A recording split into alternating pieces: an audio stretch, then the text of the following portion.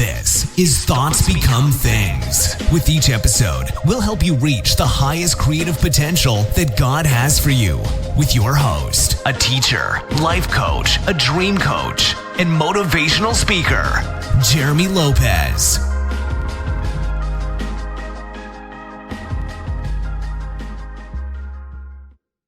Hello again, everyone, and welcome to another podcast of Thoughts Become Things. I'm Jeremy Lopez, and glad you guys are here with me today.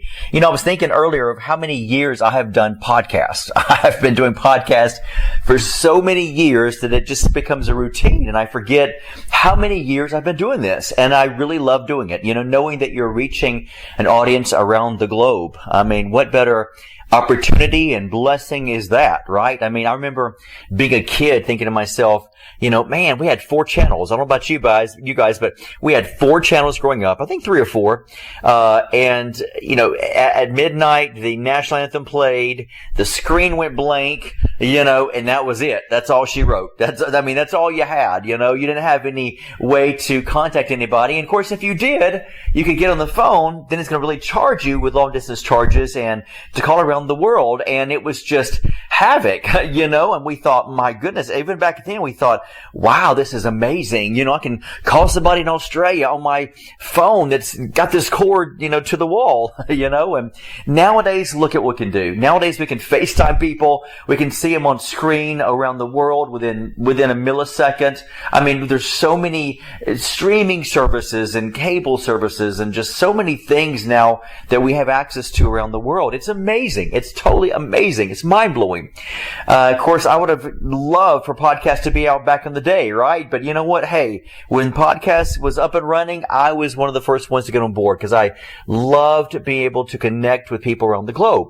So I hope you guys are having a blessed day today and looking forward to being with all of you today. And it's amazing. There's a beauty about getting older. You know, there's like this curse and this blessing, right? I mean, the curse is like, oh my God, I'm getting older. You know, I'm starting to feel it or I see it around me. But the truth is, I love life. I really do. And being energized, taking care of yourself, feeling that strength of just affirmations and watching your body sort of adjust to the affirmations and to the decrees of, just life and liveliness and, you know, staying healthy and energetic and stuff. I love that, you know.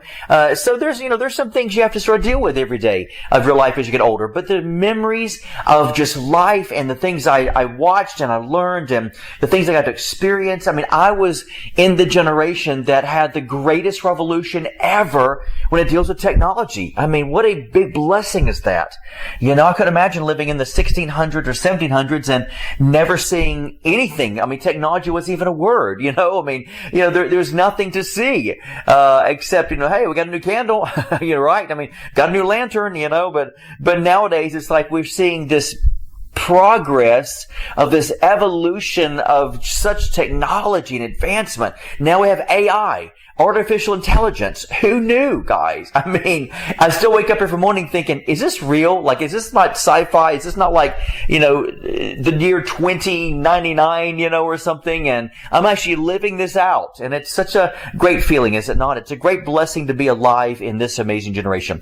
Like Esther said, for such a time as this, you know, I believe God has called us into the earth for this moment in particular. And I'm so glad and honored to be alive and be with you guys today. I really am. So I want to take a moment and talk to you guys about self-esteem. You know, I've been dealing with a lot of self-esteem issues with a lot of different clients recently who have really told me and confessed to me, you know, I just feel like my self-esteem is so low. And some of them we've targeted and some of them we sort of shifted into realizing the root that actually wasn't low self-esteem, but it was actually other roots that we dealt with, and we watched God eradicate that, and that's a blessing. That's what we love to hear is breakthrough, right? You know, we're so notorious for breakthrough, but breakthrough is not a wham bam thinking, man. Pardon the expression. I know that's sort of a bad expression, but it's not. It's not I'm laying hands on you and everything's going to poof and magically delicious like Lucky Charms. You're going to be great. You know, life doesn't work that way. And God doesn't want it to work that way because of the situation, or because of the fact that we have an amazing life that we need to take a journey on and learn and experience and enjoy, go through trials and tribulations. I mean, there's things that sharpen us in our lives that we don't need to avoid. right? And through things we can be able to learn and watch the growth process of getting into the place of healthiness through prayer, getting to the place of healthiness through proper eating, getting into an alignment of getting in God's Word, getting into alignment of being positive, getting into the alignment of taking care of my soul, giving my soul sometimes this emotional vacation, right, to where you're getting a spa day, you can go get a massage, or if some of you women like, pedicures or manicures, or men, who knows? You know what I mean? I'm up for anything. The way I look at it is, you just pamper me, right? I don't mind. You just pamper me. I'm fine. But everyone needs a day of rest. The Sabbath day. That's taking care of yourself. That is progressing back into a state of healthiness. We all need a day of rest, right?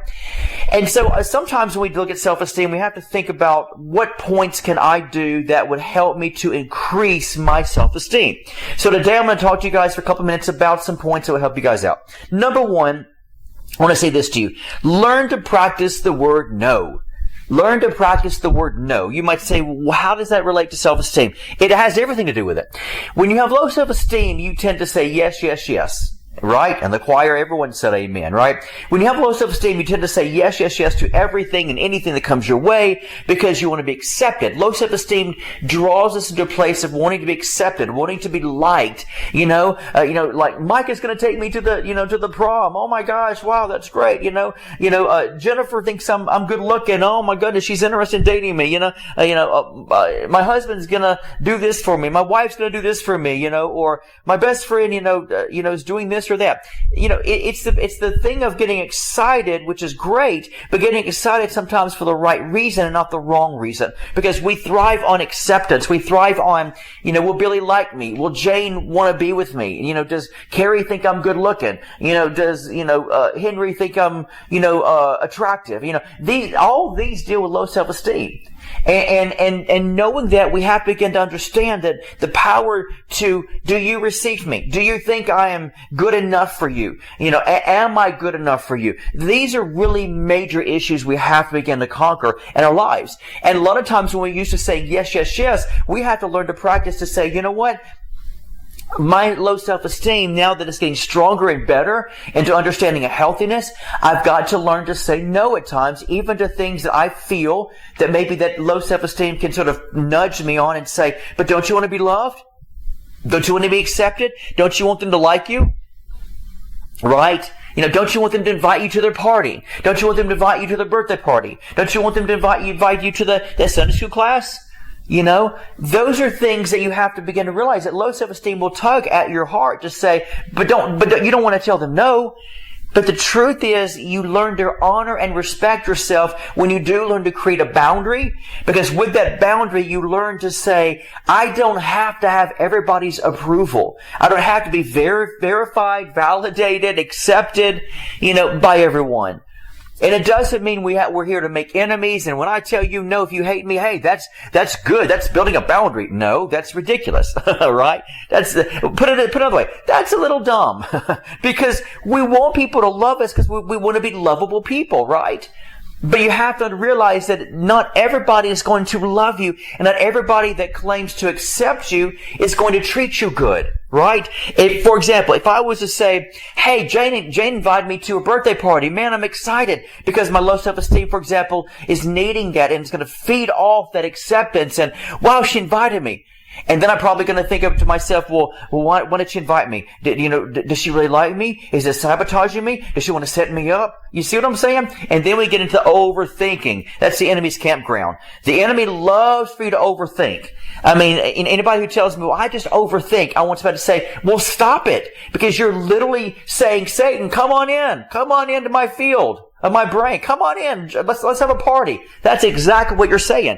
Overthinkers are dangerous. Not dangerous people, but it's dangerous. Overthinkers don't realize the danger and harm within what they're doing to themselves, because then they find themselves punishing themselves, hurting themselves. Of course, we can get into everything else as far as personality traits and all this other stuff. But the truth is, you have to look at yourself and realize, do I really need to realize that if Jane invited me to her birthday party, is it going to be good? Jane could invite me maybe because she needs, okay, can we be honest here can we just lay it out here? Can we rip the Band-Aid off and talk about sometimes that's, the things that most people don't talk about?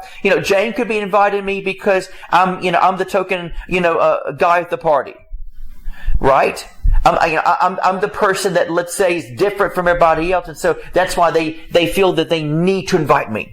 Or maybe because of the fact that they want, she wants her friends to examine me on, and see exactly, if I'm really, who I say I am, or if I'm maybe really a hypocrite, or she wants her friends to see and recognize maybe the good about me, or the bad about me. The truth is, just because Jane invites me to a party, and my low self-esteem is saying I gotta accept it, well, it doesn't mean that Jane's gonna treat me good. Or that down the road, she's going to be healthy for me. So saying yes to somebody doesn't always mean they're going to come around and give you what it is that you're looking for. Because think about it. Law of attraction says you're going to attract, that like attracts like. You're going to still attract, unfortunately, you're still going to attract the dangerous, the fragmented. And so even through the power of acceptance, right? Gotta say yes to this party. Oh my gosh, Jane's popular. Jane invited me to her birthday party. I gotta go, right? So just because I say yes, trying to feed my low self-esteem to be accepted, here's the key thing. I have to remember there's still that attraction of unhealthiness embedded in me because that's what's still going to be attracting in my life. And so because of that, there's still going to be harm somewhere possibly attached to that. Now, not all the time, because God can intervene any time and help raise you up. But God usually does not use the route, okay, hear me out. God usually does not use the route of something outside of you. Let's say, for example, someone else that's feeding into your low self-esteem, knowing that you have an issue with acceptance, pulling you in there. 9 times out of 10, God will not use the very thing that is your weakness to begin to open the door. And the reason why, because He would rather begin to heal you from the inside out to where you're able to look at your life and say, you know what? Now that I'm healed and whole, then if Jane accepts me, or invites me, then I realize there's going to be a shift there because I'm no longer attracting the things of people who I have to say yes to that could turn around and still, hurt me or maybe harm me or whatever the case may be, or talk down to me or be passive aggressive with me. These are areas that I have to look at and say, am I still attracting that? Well, no, now I've been healed. So I won't attract that anymore. And so you have to begin to think to yourself that you've got to learn to say no. Building a boundary, shows you that if I know myself, which will bring me to my next point, which is loving yourself, that if I know myself, that I should be okay because I've learned in my life to realize that I can say no and feel great about it because I don't have to sort of overthink the outcome. Well, what if Jane would have liked me? What if Jane didn't like me? What if she would have hurt me? What if she didn't hurt me? You have to begin to look, and you might say to yourself, well, how on earth would I even know that, Jeremy, if I don't overthink it? I'm glad you asked that question. Next point, get to know yourself. The number one thing that I see that's a problem with most people is they don't care to get to know themselves. You've done it to the least of these, you've done it unto me. So here we see a transfer of someone else or someone that affects someone else outside of them. Think about that. If I've done it to the least of, so if I do it unto Daryl, okay, so let's say Daryl's my project, and not project in the sense of project, but let's say he's the project God's using in my life, okay, for lack of better words. And I treat him nice, I love on him, because I care for him, I show compassion to him. Then I'm doing it to someone named Daryl, but yet it's affecting someone else supernaturally, spiritually. Because if I do it to the least of these, if I do it to Daryl, I'm also doing it to him, which is who? To God. So if I do something to someone, it doesn't just affect that one person. It supernaturally affects someone outside of him named God. Right? So here we're seeing the correlation, the interwoven part of everything being one. Because if I affect one person, it's going to affect someone else. And yet even the scripture tells me that if I love my neighbor, to love them as I love myself. So if I love my neighbor, then, put it this way, if I love Susan, or if I love Tom, then it's affecting, that love is not just affecting them, it's affecting someone else that is not even part of them. And that someone else is me. And if I affect me with that love, okay, so let's erase everything I just said for a moment and go and take this route. So if I give me love, if I reap what you sow, if I sow into me love and acceptance and know who I am, know what I like, and honor and respect me for who I am and what I like and what I enjoy doing, knowing my hobbies, knowing that my body, soul, spirit, I love and honor and respect, right? So if I do something to me, then guess what? It's affecting someone outside of me, my neighbor. So you see, so really everything's connected, everything's one. So it's not this, we're all disconnected, fighting for myself. I'm out here on my own, by myself. Well, no, you've been reading too many warfare books that brings division and separation on the devil, and then that brings and spills over subconsciously into, everybody's fighting on their own, fighting for themselves, and then, who do I trust? I mean, you would be shocked, the people that I had to pull out of the warfare movement that had become so twisted in their mind that everything became bad and everyone became bad, and then I didn't trust anybody, and then conspiracy theories began to come in, one on top of the other on top of the other. And I'm thinking to myself, you know what? No wonder why some people, we look around, we're thinking, wonder why the world's cuckoo. Because think about it. We get so wrapped up in these separational type of messages that it almost destroys us. When God is saying, I pray that they're one, God is that we're one. So is Jesus' prayer going to work? Absolutely, it's going to work. Can we prove it scientifically about energy? Yes, we can prove it scientifically. Everything's connected. Quantum physics, read it for yourself. So because of that, we realized Jesus was bringing in quantum physics. If you affect this person over here's vibration, then way over here it's affecting this other person's vibration. That's exactly what he's saying. You affect your vibration, you raise your vibration, it's going to affect your enemy's vibration. It's going to affect your neighbor's vibration. Whoa, check that out. Isn't that crazy? And yet makes a lot of sense, because everything's jointly connected. Every joint supplies. How can the arm say to the hand, I have no need of you? There you go right there. How can the arm say to the hand? Because it's all connected. Well, if I look at my feet, my toes, how can the hand or the head say to the feet, I have no need of you? Well, guess what? If you look on a body, you are connected. Everything is connected. Everything is affecting one thing after the other. Everything in the universe is nothing more than a ripple effect. People, places, things, everything is. And that's a place we have to understand. So get to know yourself, get to love yourself is the point. To raise your self-esteem.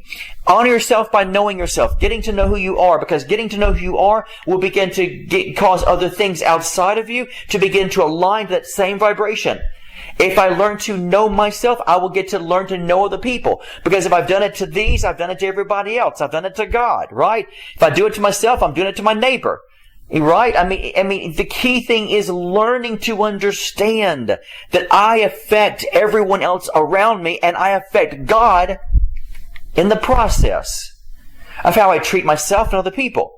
So dealing with self-esteem is getting to know myself. If I know myself and learning to love myself, then I learn to create boundaries for myself. I learn to create the power to say no. And then guess what? Then I'm realizing that ripple effect of no is rippling throughout other people without me realizing consciously that I'm doing that, because I'm affecting other people as they affect me. And so when I learn to say no, and learn to begin to be the example to those connected, since we're all connected, to begin to say, wow, that person said no.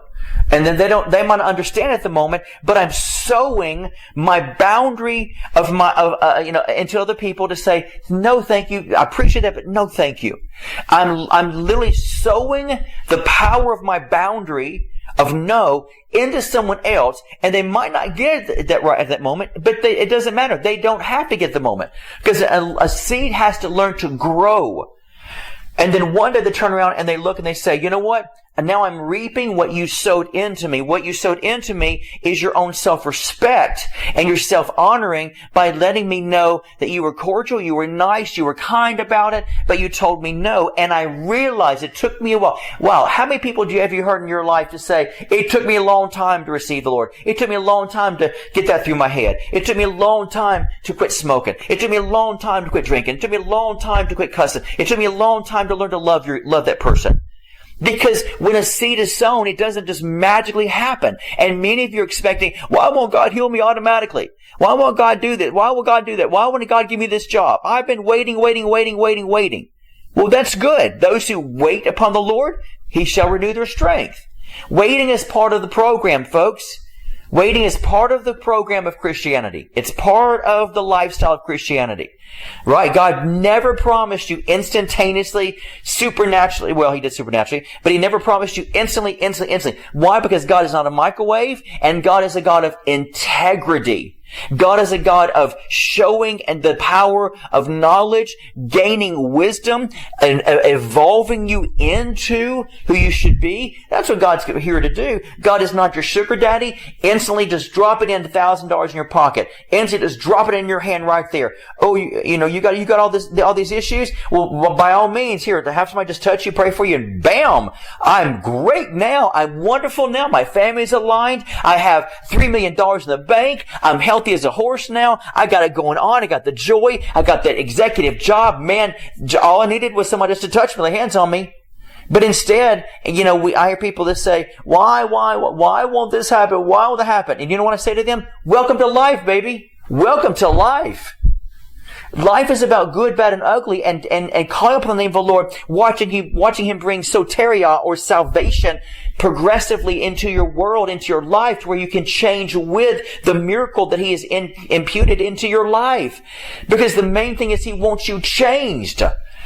Okay? Does God want us healthy? Yes. Does God want us to prosper? Yes. But would God rather you be struggling financially and have integrity and love and honor? Yes. Right?